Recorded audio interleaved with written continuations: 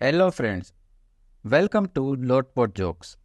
एक लड़का जिस लड़की को पसंद करता था उससे एक दिन कहने लगा कि मुझे कोई ऐसा तोहफा दे दो जिसको मैं तुम्हारी याद के तौर पर अपने पास संभाल कर रख सकूं। लड़की ने अपनी जूती का तला निकालकर उसको दे दिया। लड़का चूंकि एक सच्चा आशिक था इसलिए वो तला एक सुनार के पास ले गया और उससे कहा कि चांदी का फ्रेम बनाकर इस तले को उसमें जड़ दो। सुनार ने 2 दिन में बनाकर देने का कहा।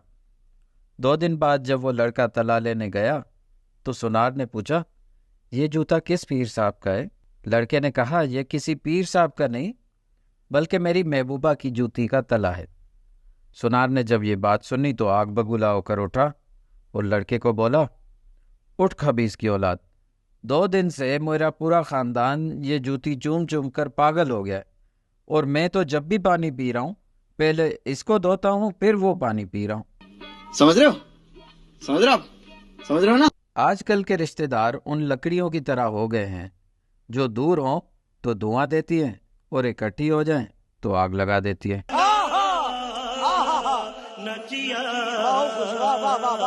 कोरोना के दिनों की बात है कि 2 माह से मेरी सास और 2 साले साहब अपने पूरे अहले खाना के हमरा मेरे घर बिन बुलाए मेहमान के तौर पर रह रहे थे।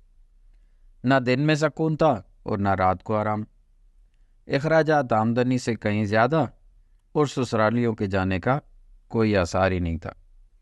और तो और बेगम साहिबा भी इस बारे में कोई बात सुनने को तैयार ही ना थी। फिर मैंने एक डॉक्टर दोस्त की सिफारिश और 10,000 रुपये कैश देकर ऑफिस से वापसी पर अपनी कोरोना पॉजिटिव की रिपोर्ट बनवा ली। घर पहुंचा तो ये खबर सुनने के 15 मिनट बाद ही सास और साले साहब अपना पूरा सामान समेटे बगैर ही घर छोड़ के चले गए।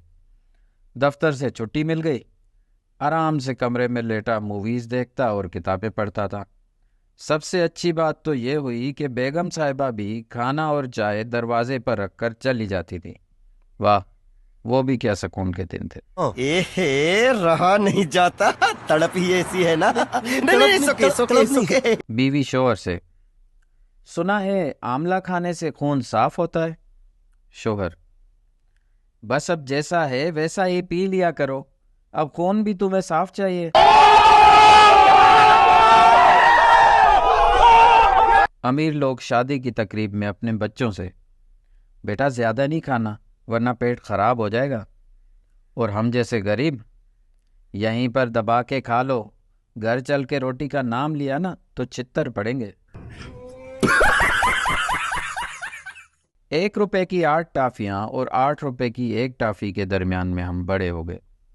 ग्राउंड में आ जा और ऑनलाइन आ जा के दरमियान में हम बड़े हो गए।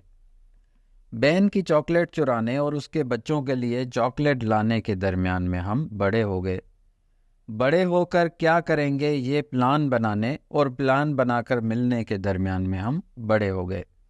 वालदेन के आ जाने से डरने और अब उनके चले जाने के डरने के दरमियान में हम बड़े हो गए। बाप को भेज, तेरे बस की बात नहीं। पता नहीं लोग कैसे दिन रात मोबाइल इस्तेमाल कर लेते हैं। मुझसे तो 22 घंटे से ज्यादा इस्तेमाल ही नहीं होता। ये देना,